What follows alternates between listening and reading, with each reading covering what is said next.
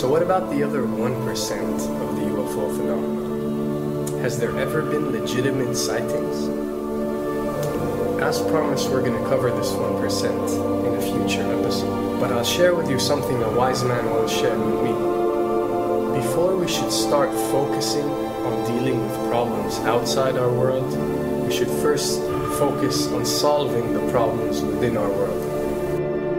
And before you can start solving problems within your world, you first have to solve problems within yourself and within your surrounding environment of family and friends. So basically what I'm trying to say is that we have priorities that we need to focus on first and foremost so we can successfully build our lives and our minds.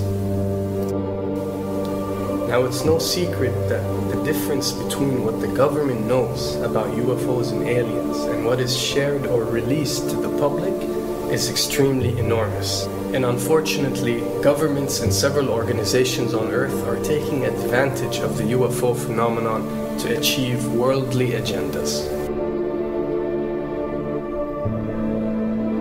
So why do we see particle beams, huge ones, firing at things that are, you were saying 200,000 Gs?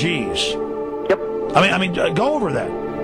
Well, because I think it's part of a test for if there are bad guys out there. Or maybe they're doing preparations for factions. We may be looking at more than one faction. Remember, these groups tend to fragment. They fractally fragment so that you have wars within wars within wars.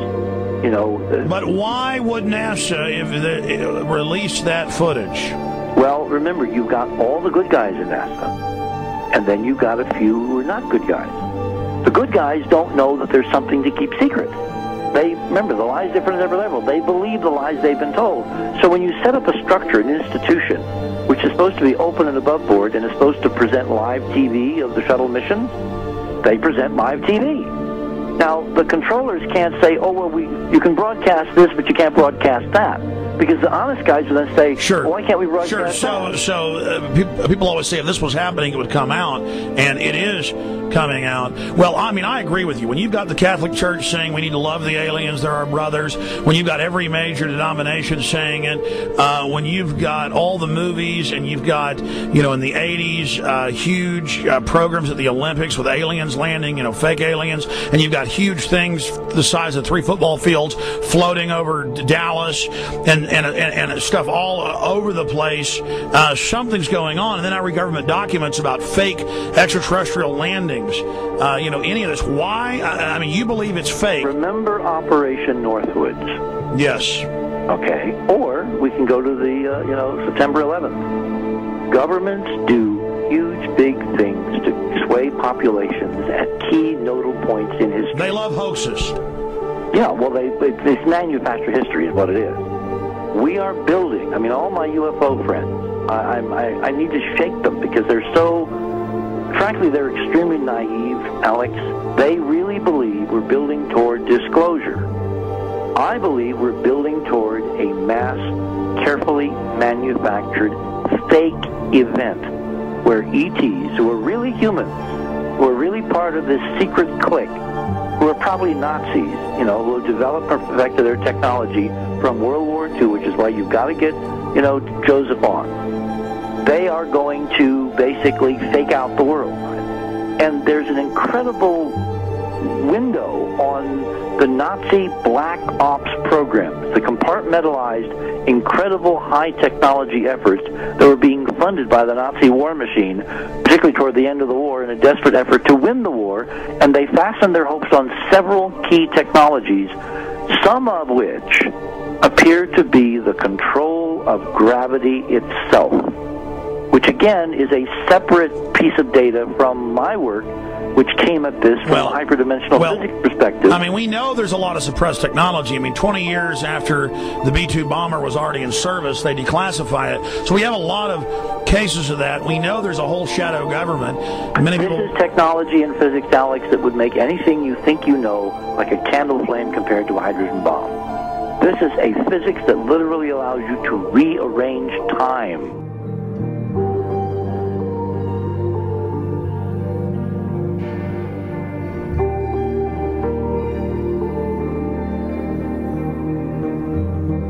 But I mean, imagine you've got all these compartments in these pyramids within pyramids of compartmentalization. That's why that's the New World Order symbol.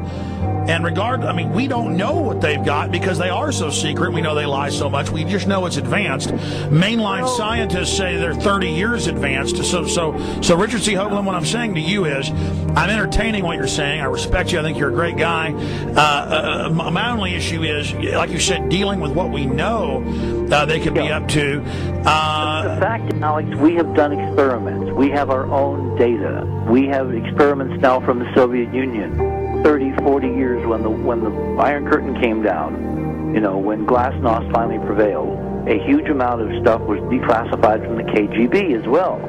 And we now have put this data together. We not only know what the physics is, we know what it can do, we know what it's based on, we know how to make it work. We've seen in our own experiments ample evidence. We've seen experiments across the American landscape and even in Europe that vindicate various parts of this.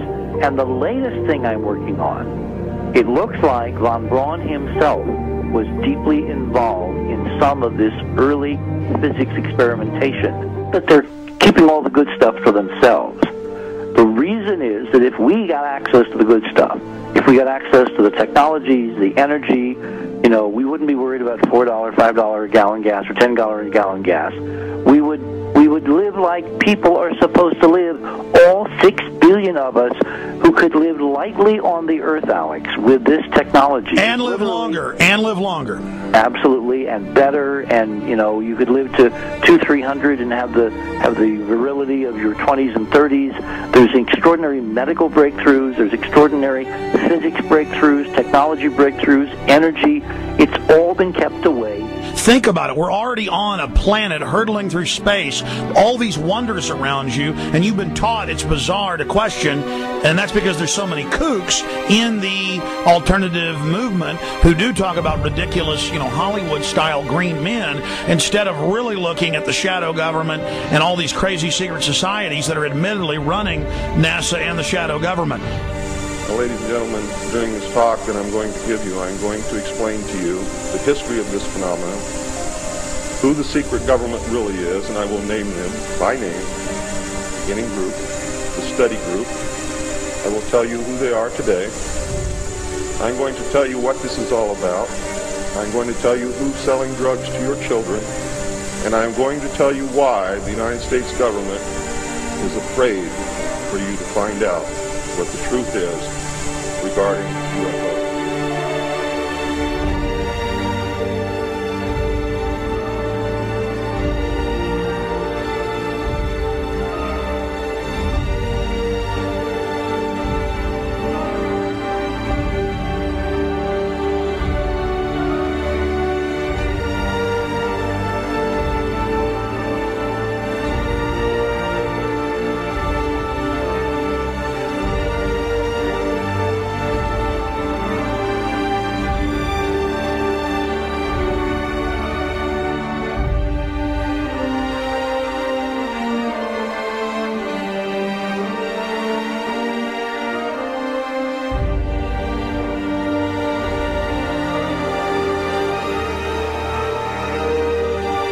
And it turns out that even though she remembered that she'd been part of the team to debrief the astronauts, she couldn't remember a thing that they said.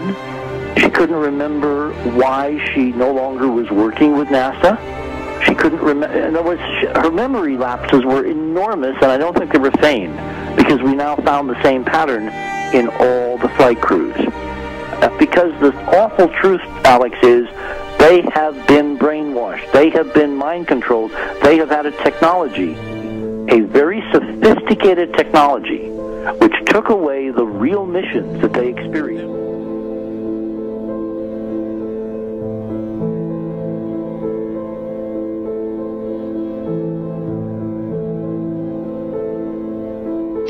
Sorry.